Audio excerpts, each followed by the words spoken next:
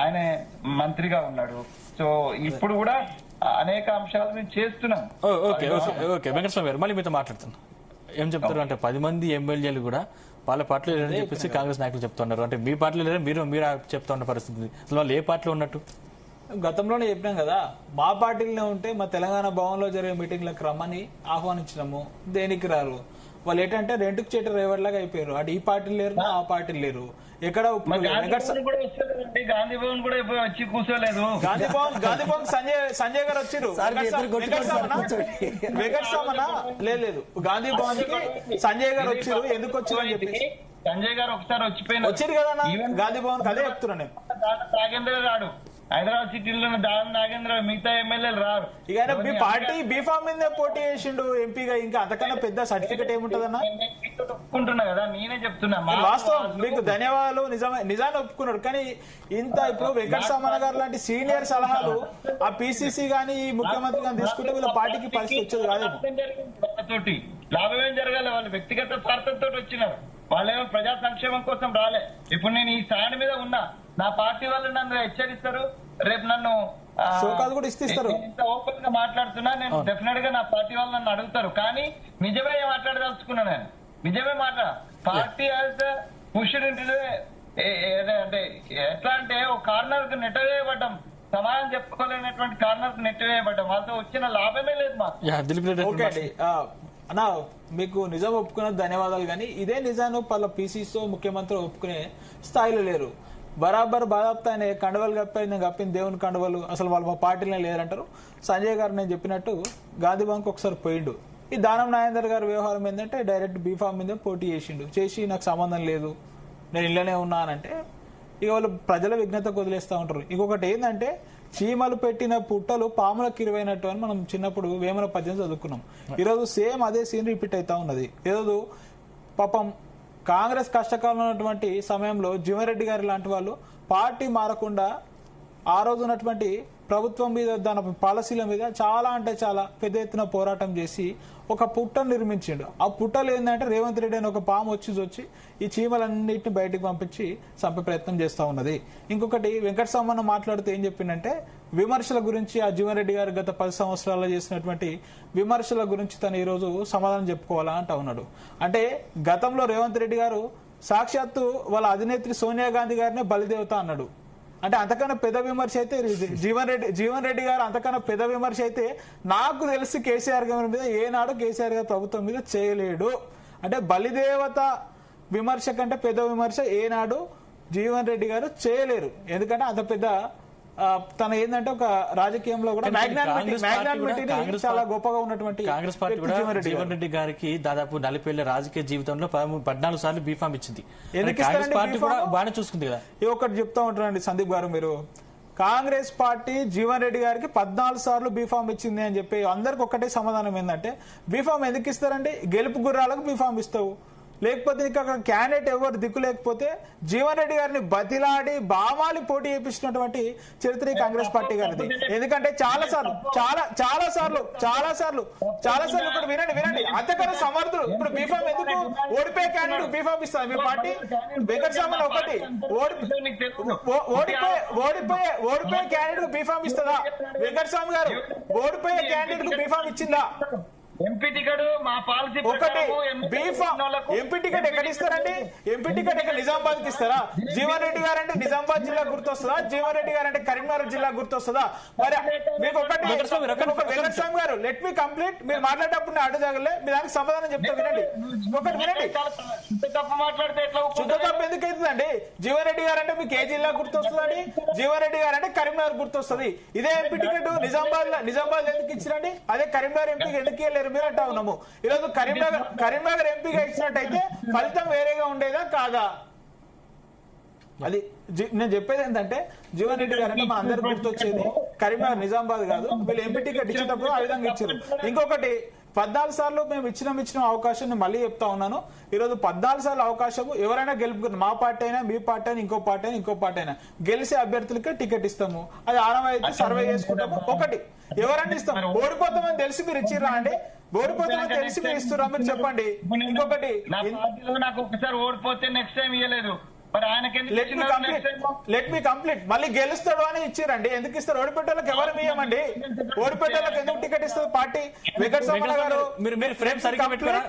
Complete then you can answer. ఒకటి ఇంకొకటి, అసలు ఇంతమంది పీసీస్ పోయిండని, వీళ్ళు వేయరని, వాళ్ళు వేయరని, వీళ్ళు అడిగిరని, వాళ్ళు అడిగిరని జీవన్ రెడ్డి గారిని చెప్తా ఉంటారు. కానీ ఒక్కరన్నా మేము ముఖ్యమంత్రి గారు రేవంత్ రెడ్డి గారు కనీసం ఫోన్లో అయినా మాట్లాడిండా అండి? చెప్పండి. అంటే ఎందుకు ఇంత అహంకారం తనకి? మీరు మళ్ళీ చెప్తున్నా, తను ముఖ్యమంత్రి స్థాయిలో ఉన్నాడు.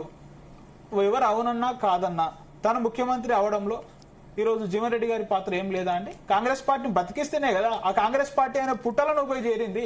కాంగ్రెస్ పార్టీ అసలు బతికింది అంటే జీవన్ రెడ్డి గారు లాంటి ఒక గొప్ప మహానుభావులు ఒక పార్టీలో ఉండి 2014 ఆ సమయంలో కేసీఆర్ గారు మీరు రండి మాతో కలిసి పనిచేయండి అని చెప్పినా గానీ రాలేను అని చెప్పేసి కేటీఆర్ గారు చెప్పారు, జీవన్ రెడ్డి గారు ఒప్పుకున్నారు. అంటే తన కమిట్మెంట్ ఎంత ఉన్నది అనేది మనం చూడొచ్చు. ఆయన 10 సంవత్సరాలు అధికారంలో ఉన్న పార్టీ వైపు కూడా తను తొంగి చూడలేడు. ఈ రోజు తను అధికారంలో ఉన్నటువంటి పార్టీని కూడా త్యజించి ఈ రోజు ప్రజల పక్షాన ప్రధాన ప్రతిపక్ష పార్టీ అయిన బీఆర్ఎస్ పార్టీ కొట్లాడుతుందని చెప్పేసి మరొక్కసారి తను ఒక సర్టిఫికెట్ ఇస్తూ మా పార్టీకి వచ్చిండండి. వీరు తను చేరిక అనేది మాకు ఎంతో అంటే ఎట్లయినా ఉత్సాహం తీసుకొస్తుంది. కానీ వీళ్ళకి ఏంటంటే వీళ్ళ పార్టీలో ఉన్నటువంటి పాలసీ ఫెయిల్యూర్స్ కానీ, వీళ్ళ పార్టీలో ఉన్నటువంటి కోఆర్డినేషన్ కానీ, వీళ్ళ పార్టీ పట్ల ప్రజలకే కాదు సొంత తన పార్టీలో ఉన్నటువంటి నాయకులకు కూడా నాయకత్వం పైన ఈరోజు వాళ్ళకు సన్నగిల్లేసి వాళ్ళకు ఎటువంటి ఇంకొక ఫ్యూచర్ లో స్కోప్ కనబడక ఈరోజు బీఆర్ఎస్ పార్టీ వైపు చూస్తూ ఉన్నారు. ఇంకొకటి let me complete. Jeevan Reddy గారు ఎన్నిసార్లు పోటీ చేసిండు, ఇన్ని మంత్రి అయ్యిండు, అందరం మనం మాట్లాడుకుంటా ఉన్నాం. తన ఇంటికి వెళ్ళినప్పుడు మనం అందరం విజువల్ చూస్తా ఉన్నాం. తనది ఇల్లు ఎట్లా ఉందండి? ఒక 40-50 సంవత్సరాల క్రితం తను ఏ విధంగా ఇల్లు ఉందో అవే పాత కుర్చీలు, అవే పాత గోడలు. ఆ ఇల్లును చూస్తా ఉంటే మనకు ఎట్లా అనిపిస్తూ ఉంటది అంటే ఈ రోజు మనం కాలనీస్ లో ఉండే డబుల్ బెడ్రూమ్ ఇల్లులు కానీ, ఒక ఇందిరమ్మ ఇల్లులు కానీ చూసినటువంటి పరిస్థితి. తను ఏ రోజు కూడా అధికారం కోసం కానీ, ప్రజల కోసం కానీ, అధికారం కోసం కానీ, ధనం కోసం కానీ వెంపర్లాడిన వ్యక్తిగా మనకి ఈరోజు ఎక్కడ కూడా కనిపించలేదండి. ఈ రోజు మనం చూస్తా ఉన్నాం, ఒక్కసారి కార్పొరేటర్ అయితేనే తన ఇంటి ముందు ఎంత పెద్ద కారు లేకపోతే ఎంత పెద్ద బంగ్లాలు విలాలు ఉన్నటువంటి పరిస్థితిలో కూడా జీవన్ రెడ్డి గారు ఒక రైతు నాయకునిగా, ఒక మట్టి మనిషిగా జీవన్ రెడ్డి గారు ఈ రోజు బతికి తన జీవిత చిరమాంకం వరకు కూడా కాంగ్రెస్ పార్టీ కోసం కొట్లాడాడు. ఈ రోజు మా పార్టీలో జీవన్ రెడ్డి గారు చేరడం వల్ల నిజంగా చెప్తున్నాం చాలా సముచిత స్థానం కల్పిస్తాం. పార్టీలో చేరడం వల్ల చాలా వారికి ఎటువంటి టెన్షన్స్ లేకుండా నాకు తెలిసి చాలా మానసిక శోభ గత 2 సంవత్సరాలుగా అనుభవించుంటాడు ఈ కాంగ్రెస్ పార్టీ అధికారంలోకి వచ్చిన తర్వాత.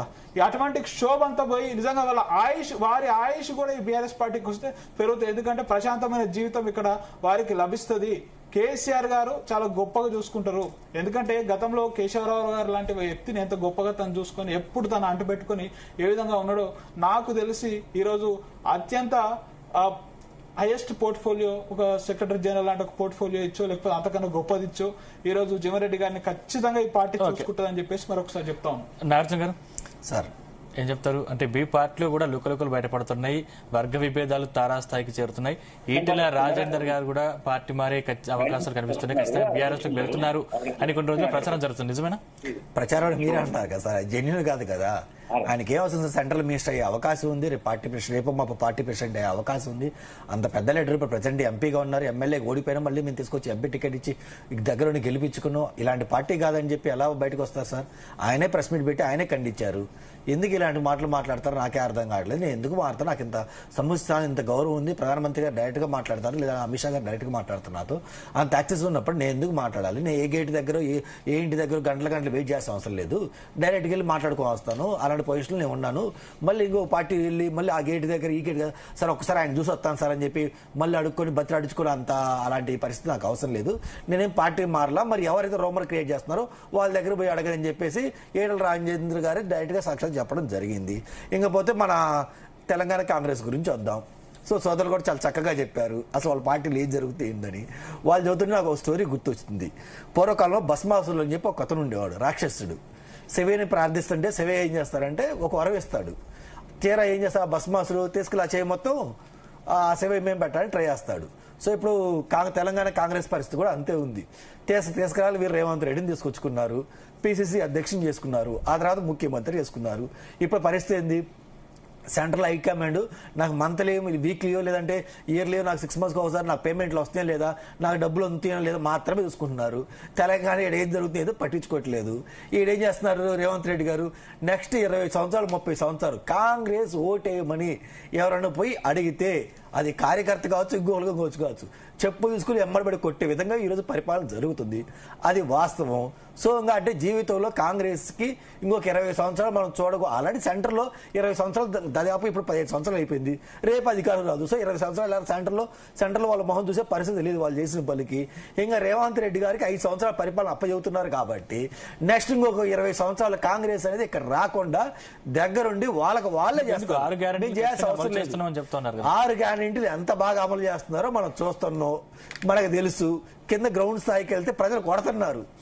మీరు ఒక పని చేయండి సార్, కాంగ్రెస్ కన్నా వేసుకుని మనం పోయి అడుగుదాం పాండి, మీకు 6 గ్యారెంటీలు మా రేవంత్ అన్న మీకు ఇస్తున్నారమ్మా అంటే మనల్ని కర్రలు తీసుకొని ఎగబడి కొట్టినట్టు ఉన్నారు ప్రజలు. అంత దారుణం ఉంది గ్రామాల పరిస్థితి. కానీ ఇంకా సిటీలోనే మనం చూస్తున్నాం. ఎక్కడ హైదరాబాద్ GHMCలో ఎక్కడా సరైన రోడ్డు వేసింది లేదు. కనీసం మా కోకట్పాటిలో KPHPలో 24 గంటల టౌన్ ఇంకా కేసీఆర్ గారు మనం తిట్టినా కొట్టినా వాళ్ళు గవర్నమెంట్ ఉన్నప్పుడు కరెంట్ ఇచ్చారు. ఈయన వచ్చిన తర్వాత కరెంటే ఉండట్లేదు కదా సార్. ఏది సిటీలో ఉండట్లా. సిటీలో ఎంత దుర్మార్గం ఉంటే రేపు పల్లెటూరులో ఎంత బాగుంటుంది, ఎంత ఇదిగా ఉంటుంది ఒకసారి మనం ఆలోచించాలి, థింక్ చేయాలి కదా. ఎంత దారుణ పరిస్థితుల్లో ఎదుర్కొంటున్నాం మనం. సరే మనం బీఆర్ఎస్కి వద్దాం. బీఆర్ఎస్ పరిస్థితి ఎలా ఉందంటే బీఆర్ఎస్ పరిస్థితి ఎలా ఉందో మనకే తెలుసు. అది పడవ మునిగిపోతుంది. దానికి 2 బక్కలు 3 బక్కలు పడ్డాయి. ఒక